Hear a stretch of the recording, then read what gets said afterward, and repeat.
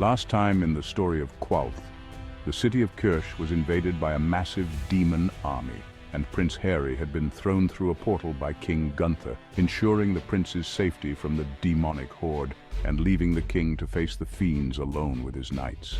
The king and his men battled their way through the demonic legions, eventually encountering the undead, led by the rotting demon Lord Orcus.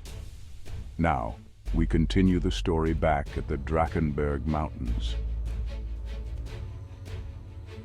As the first light of dawn brushed the peaks of the Drakkenberg Mountains with a crimson hue, an eerie silence enveloped the gathering of dragons. The air, usually crisp and invigorating at such heights, hung heavy with the anticipation of a pivotal battle. Galadricorn, Tarkanon, and Golothimorn, along with their formidable kin, were poised atop the highest ledge, preparing to teleport directly to the portal site to confront the emerging demonic threat. Suddenly, the tranquility was shattered by a series of ethereal chimes, alarm spells cast wide across the western approaches, signaling an urgent warning. The spells had detected a massive force moving rapidly toward the mountain range. Tarkanon, his black scales absorbing the weak sunlight, hissed as he attuned himself into the magics of the alarms. From the west, a dark tide approaches swiftly. Galadricorn's golden scales glinted as he turned westward, his eyes narrowing. "So they aim to cut us off before we can seal the portal. We must face them here and now." Golothimorn, radiating a fierce blue aura, growled in agreement, his voice a thunderous echo against the stone. "They shall find the children of the ruby ready. Let them come."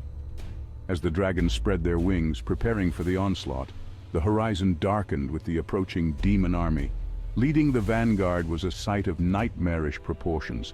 The Demogorgon, its many heads and limbs in a constant, grotesque flux of self-cannibalization, followed by 3 other demon lords, each exuding a fearsome aura of power. Golothimorn took the lead, his sapphire eyes blazing with determination. "To me, dragons, we meet their charge with fire and fury." With Golothimorn at the forefront, the dragons descended like avatars of wrath upon the demon ranks. The first clash was cataclysmic, with the dragons' breath weapons, fire, acid, and Golothimorn's devastating sonic blasts, tearing through the demonic lines. The landscape itself seemed to wail under the onslaught, with ground and sky caught in the maelstrom of magical energies. Golothimorn unleashed his unique sonic breath across the battlefield, the high-pitched, nearly inaudible sound pulverizing rocks and demonic armor alike. His ability to navigate and manipulate the battlefield with psionic prowess and his agility through the ground added layers of chaos to the demon ranks. Amidst the fray, Galadricorn and Tarkanon fought valiantly. Galadricorn, wielding spells of destruction and barriers, conjured protections for his brethren, while also launching fiery assaults at any breach in their ranks. Tarkanon, less versatile in magic but formidable in battle, spewed corrosive acid, dissolving demons with each breath. However, as the battle raged, the demons, driven by a dark will, began to push back. Their numbers seemed endless, their vigor undiminished by losses.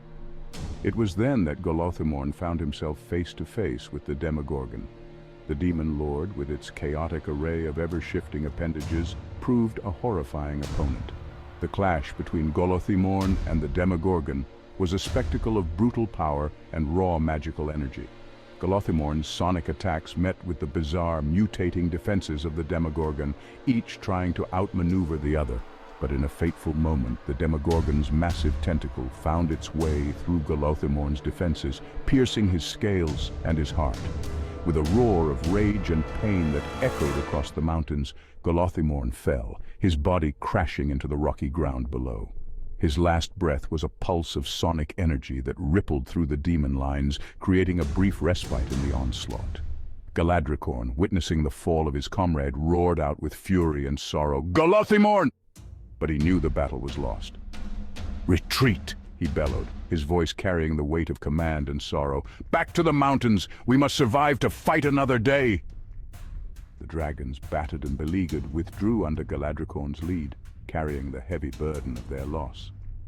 As they retreated, magical barriers shimmered into existence, sealing the Drakkenberg Mountains from the demonic horde. The Demogorgon, enraged upon seeing the barrier, pounced forth with a roar. But no matter what horrid appendage spawned from its monstrous body, it could not penetrate the dragon's barrier. Within the crumbling walls of Kirch, the air was thick with despair. King Gunther, flanked by the remnants of his once formidable royal knights, faced the monstrous figure of Orcus. The undead horde encircled them tightly, their groans and the clatter of their bones a macabre symphony in the chill morning air. King Gunther, his staff in hand and his goatee flecked with the grime of battle, eyed the demon lord with a steely resolve. His voice, heavy with the burden of impending doom, carried a calm command. "Stand firm, knights of Kirch. This ground we hold, this ground we consecrate with our valor." Orcus, towering over the beleaguered elves, his magical barrier shimmering with dark energy, let out a grating laugh. "Ah, Gunther, still clinging to your quaint notions of nobility? There's no valor here. Only the inevitable embrace of my legion." Gunther's grip tightened on his staff, the silver dragon wings atop it catching the dim light. "As long as breath remains in me, your corruption will not take this city unchallenged, demon." Realizing the futility of waiting for any further aid, Gunther prepared for the ultimate sacrifice.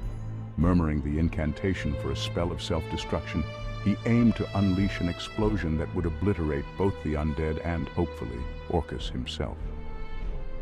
The knights around him understood the gravity of his decision and tightened their circle, their faces a mixture of fear and fierce determination.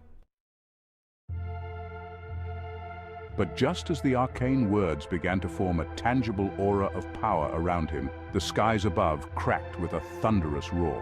All eyes, both living and undead, turned upwards as a silver streak broke through the dawn's early light.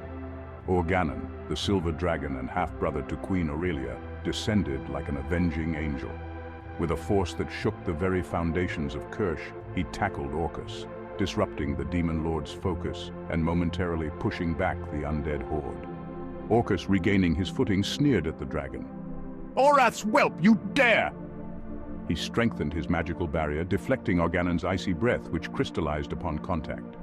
Seizing the momentary distraction, Gunther shouted, rallying his dwindling forces. "The fight's not over yet! Rally to me! Aid the dragon! Push these fiends back!" The knights, reinvigorated by their king's call and the dragon's arrival, charged, hacking through the undead with renewed vigor. As Organon clashed with Orcus, it became clear that the dragon was outmatched by the demon lord's dark powers. Realizing his imminent defeat, Organon locked eyes with Gunther, a silent apology conveyed in his glance. Activating the ancient runes etched into his scales, Organon's entire being began to glow with white light, intensifying with each second.